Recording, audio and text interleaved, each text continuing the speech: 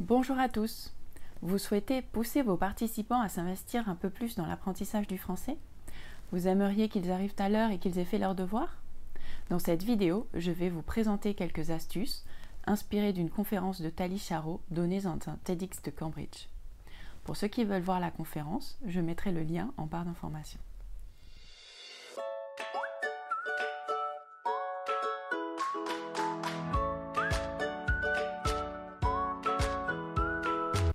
Comment motiver vos apprenants à s'investir davantage?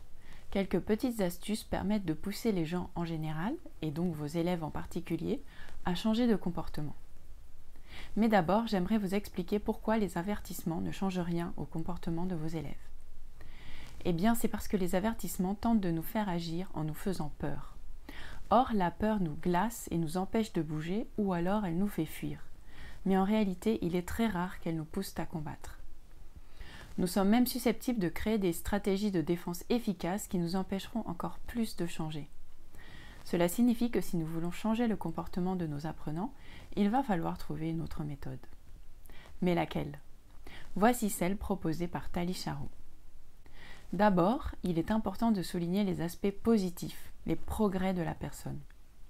Vous le savez déjà si vous avez lu mon article « Motiver ses participants » avec Dale Carnegie. Une récompense immédiate pour un comportement positif est bien plus importante que les bénéfices à long terme. Nous savons qu'ils existent et se feront sentir plus tard, mais le futur est loin de nous. C'est pourquoi vous devriez récompenser tout de suite les progrès de vos apprenants, même si c'est tout simplement par un compliment. Ensuite, il faut savoir que nous sommes sensibles à ce que les autres pensent de nous et à l'endroit où nous nous trouvons par rapport à la moyenne. Des informations de ce type peuvent nous pousser à agir.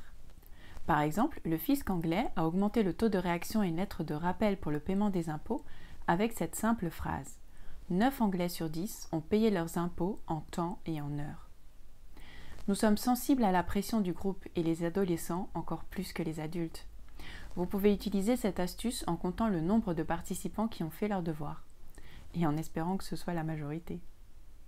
Vous devez aussi faire sentir à vos participants que le progrès est entre leurs mains. Ils doivent savoir qu'ils sont responsables. Cela vous paraît encore trop théorique? Tali Charot utilise l'exemple d'une facture d'énergie pour montrer l'application concrète de ces principes. Cette facture montre la consommation moyenne d'énergie, la sienne, celle de Madame Charot, et celle du voisin le plus performant. Comme Madame Charot est un peu en dessous de la moyenne, elle a droit à un smiley, c'est sa récompense immédiate. Mais elle sait que 2 smileys sont possibles, elle a donc la possibilité de faire des progrès. Enfin, un graphique lui montre sa consommation sur l'année afin de mieux la contrôler. Pour la classe, ces techniques sont utilisées par les méthodes de gamification, ou ludification en français. En quoi ces méthodes consistent-elles? Voici quelques exemples que vous pourriez utiliser. Par exemple, pour améliorer la discipline. Si vous avez des problèmes avec des élèves qui arrivent en retard, vous pourriez par exemple afficher dans un tableau le nombre de personnes arrivées à l'heure sur le nombre total pour chaque jour. Même chose avec l'absentéisme, notez le nombre de personnes présentes. Pour améliorer le travail chez soi, et si vous trouvez que vos élèves ne font pas assez leurs devoirs, alors reportez dans le tableau le nombre d'apprenants ayant fait leurs devoirs. Éventuellement, vous pourriez aussi choisir de compter les personnes qui ont travaillé plus de 2 heures chez elles, s'il s'agit d'étudiants censés travailler de manière autonome. Vous pouvez également mettre l'accent sur les contenus maîtrisés. Par exemple, après un test, vous pouvez compter le nombre de personnes qui maîtrisent le passé composé, ou la différence entre imparfait et passé composé, ou les pronoms relatifs simples, etc. Cela dit, je vous conseille de vous concentrer sur un, voire 2 aspects, mais pas de tout gamifier, parce que cela devient trop lourd et cela perd de son impact. À moins, bien sûr, que vous optiez pour les contenus maîtrisés. Dans ce cas-là, il est possible de suivre les progrès de la classe vers le niveau supérieur, en suivant les compétences du CECR par exemple.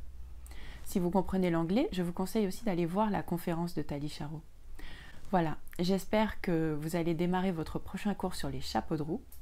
Si cette vidéo vous a plu, n'hésitez pas à mettre un pouce vers le haut, à vous abonner et à cliquer sur la cloche pour activer les notifications quand de nouvelles vidéos sortent. Bon cours et à bientôt!